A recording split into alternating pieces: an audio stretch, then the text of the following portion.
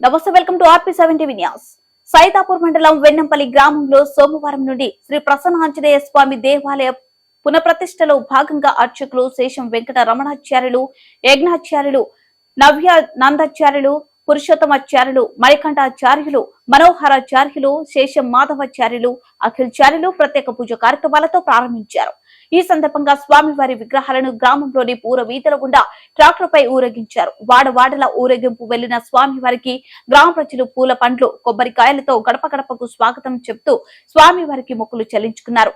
గణపతి పూజ, పుణ్యహవచనం, రక్షబంధనం, పంచగవ్య ప్రసాన, అఖండ దీపారాధన, ఋత్విక్ వరణం, నృత్యం గ్రహణం, అంకురార్పణ, యాగశాల ప్రవేశం, ద్వారా తోరణం, ధ్వజమూర్తి, కుంభరాధన, యంత్ర బింబ మూర్ఛనముల, అగ్ని ప్రతిష్ట, మూలమంత్ర వాహనములు, జలదివాసంగా హోమం, జలాదివాసనం, క్షీరాది పంచామృత ఆది వాహనములు, నీరాజన మంత్ర పుష్పములు, తీర్థ ప్రసాద వినియోగములు, అనంతరం భక్తులకు మహా అన్నదాన కార్యక్రమం ఏర్పాటు చేశారు. ఈ కార్యక్రమంలో ఎంపీపీల ఫోరం రాష్ట్ర అధ్యక్షులు Sarabudla Prabhakar Reddy, Vennampalli single window chairman Billa Venkatareddy, తాజా మాజీ సర్పంచ్ అబ్బిడి పద్మ రవీందర్ రెడ్డి, పంచాయతీ కార్యదర్శి Poreddy Narender Reddy, Lions club chairman కొండ వేణుమూర్తి, గట్టు దుద్దినాపల్లి ఆంజనేయ స్వామి ఆలయ చైర్మన్ శంకర్ లింగం, గ్రామస్తులు, భక్తులు పెద్ద ఎత్తున హాజరై ప్రత్యేక పూజలు నిర్వహించారు.